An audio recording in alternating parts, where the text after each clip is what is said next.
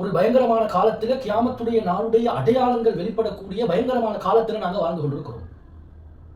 உண்மையிலேயே ஸல்லல்லாஹு அலைஹி வஸல்லம் அவங்க என்னென்ன சைக்கினை எல்லாம் சொன்னாங்களோ கியாமத் நாளில் இதெல்லாம் நடக்கும்னு எல்லாத்தையும் இன்னைக்கு நாங்கள் நேரடியாக நேச்சுரலாக எங்களை வாழ்க்கையில் நாங்கள் பார்த்து கொண்டிருக்கிறோம்.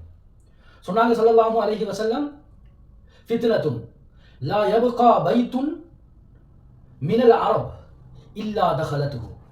ஒரு ஃபித்னா வரும். எப்படியாப்பட்ட ஃபித்னாண்டா, அரபிகளுடைய எல்லா வீடுகளுக்குள்ளாலும் நுழையும்.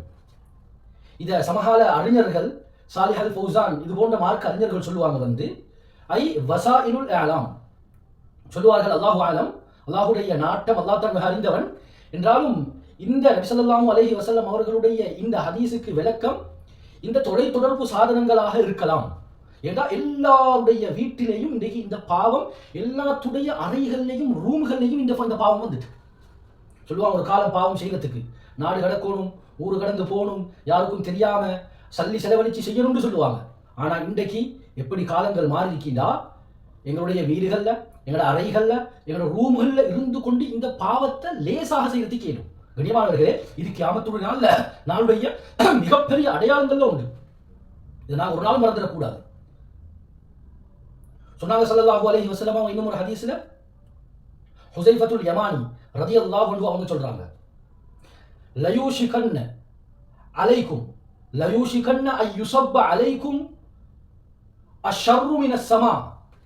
வானத்திலிருந்து ஷர்ரு, தீங்குகள் உங்களுடைய வீடுகளுக்கு கொட்டக்கூடும். அதிகமாக கூடிய சீக்கிரம் இது நடக்கும். ஹத்தா யபுலுகல் ஃபயாஃபி சொன்னாங்க.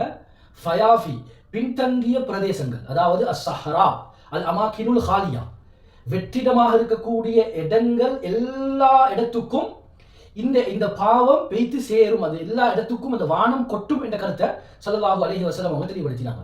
இதற்கு சமகால அறிஞர்கள் அல்லாமா தரீஃபி இது போன்ற மார்க்க அறிஞர்கள் சொல்லுவாங்க அல்லாஹு ஆலம், இதனுடைய நாட்டம் இந்த வசாயிலுல் ஆலாம், இந்த தொலைத்தொடர்பு சாதனங்களுக்கு வரக்கூடிய இந்த கவரேஜ் வரக்கூடிய இந்த அல் அக்மாரு சினாஇயா என்று சொல்லப்படக்கூடிய இன்னைக்கு நாங்கள் பார்க்கிறோம் செயற்கை டவர்கள் எல்லா இடங்கள்லையும் கட்டப்பட்டிருக்கு.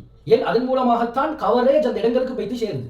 அதனால நாங்கள் பார்க்கிறோம், சிட்டியில மட்டும் இல்லை, பின்தங்கிய பிரதேசங்கள், அதாவது ஆட்கள் நடமாட்டம் இல்லாத பின்தங்கிய பிரதேசங்கள்ல வாழக்கூடிய மக்களுக்கும், குடிசைகள்ல விவசாயம் செய்யக்கூடிய பின்தங்கிய அந்த பிரதேசங்களுக்கும் பாவம் எல்லாத்துடைய வீட்டுக்கும் இந்த தொலைத்தொடர்பு சாதனங்களின் மூலமாக, இந்த கவரேஜின் மூலமாக பாவம் சென்றடையுது.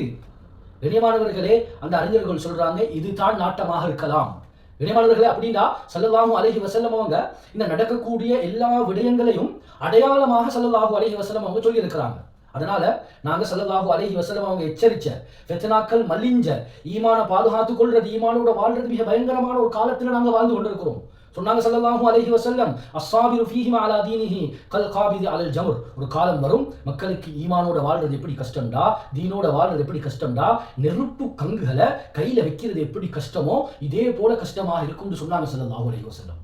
கண்ணியமானவர்களே, அந்த காலத்தில் அப்படியாப்பட்ட காலத்தில் வாழ்றோம். எங்களோட மனைவி, எங்களோட பிள்ளைகள் எல்லாத்துக்கும் இந்த தொலைத்தொடர்பு சாதனங்களை தேவைக்கு பயன்படுத்துறதோட அதை மூடி எங்களோட குடும்பத்தை, மனைவியர்களை, பிள்ளை குட்டிகளை பாதுகாக்கிறது எங்களோட கடமை. கூ அன்ஃபுஸகும் வ அஹ்லீக்கும் நாரா, உங்களையும் உங்களுடைய குடும்பத்தார்களையும் குட்டரிக்கக்கூடிய அந்த பயங்கரமான நரக நெருப்பை விட்டும் பாதுகாத்துக்கும்.